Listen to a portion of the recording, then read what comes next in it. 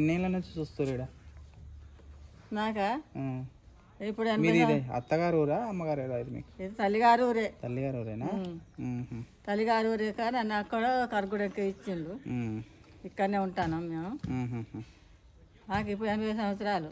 80 ఏళ్ళ నుంచి చూస్తాను. పుట్టుకూరు గుడి. అప్పుడు పిల్లలు లేని వాళ్ళ ఇంట్లో జన్మించిందట.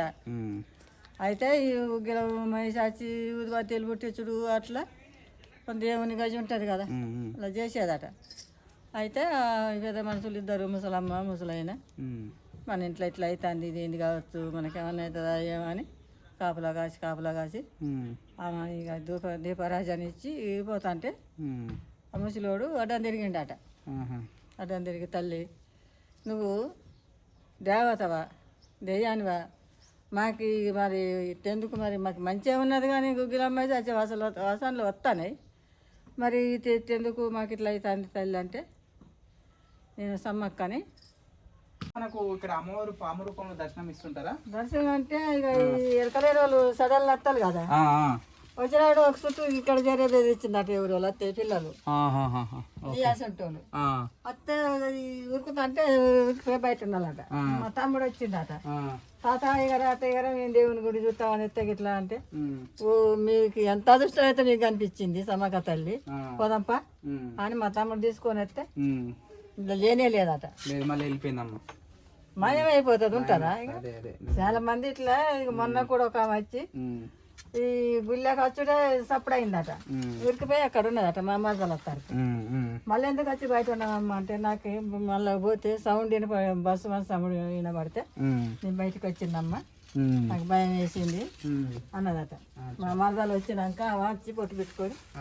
మీరు ఎన్నేళ్ళ నుంచి చూస్తున్నారా అంటే అమ్మమ్మ ఇల్లు? మీరు నాకు ఎరకలే, అంటే మీ చిన్నతనం నుంచి? మా తండ్రులకి ఎరకలేదు, మా తాతల నాడు ఏనాడు కట్టినలో ఈ గుడి అట్టనే ఉన్నది.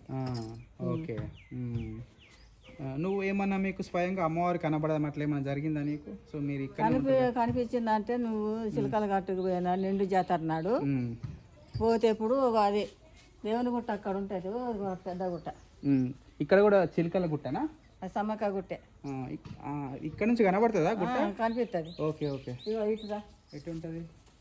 పెద్ద గుట్ట. ఓకే. చిలకల గుట్ట, మేడారం చిలకల గుట్ట ఎటు కనబడుతుందా? అదిగో ఆ గుట్ట సమ్మక్క దేవుడు వచ్చేది. Okay okay okay. ఇక్కడ చిలకల గుట్ట అని పిలుస్తున్నారు. ఇల్లు అయితే ఇట్లా ఉంది చూడండి. ఇప్పుడు గుడి అని పిలుస్తున్నారు ఇప్పుడు ప్రజలు, ఇప్పుడు భక్తులు ఎవరైతే ఉన్నారో. అయితే ఇప్పుడు సమ్మక్క పుట్టింది 5 గొట్టలు ఆడబిడ్డ. ఓకే.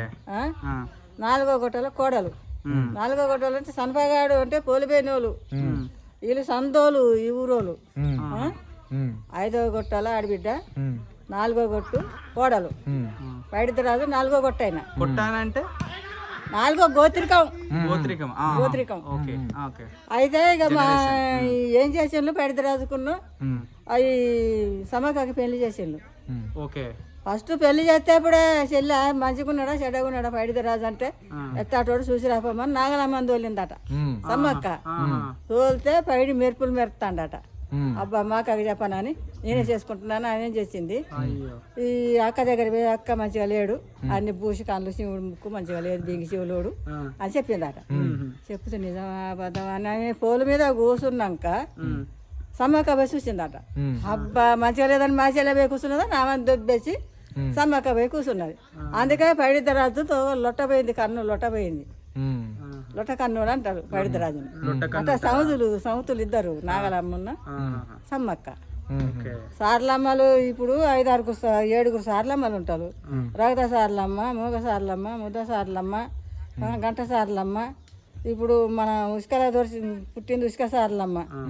ఇప్పుడు అసలైన సార్లమ్మ సమ్మక్క బిడ్డ. సార్లమ్మ సమ్మక్క దొరికిన బిడ్డ, పరాన పుట్టిన బిడ్డలాలు జంపన్నున్న సార్లమ్మ.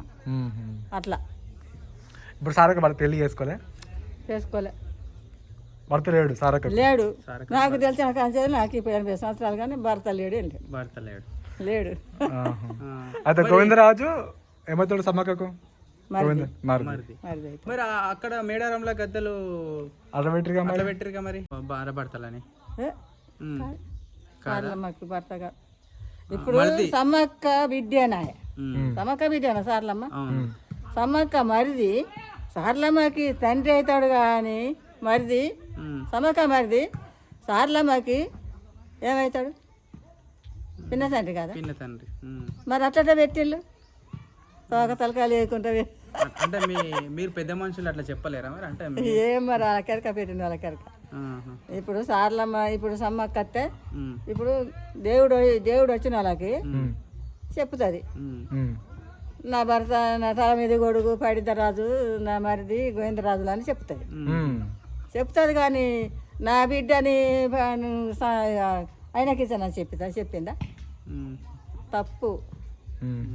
ఇప్పుడు దాసనారాయణ సినిమా తీసి చెప్తా అక్క చెల్లెలని పెట్టిండ సమ్మక్క సార్లు పెట్టలేదా?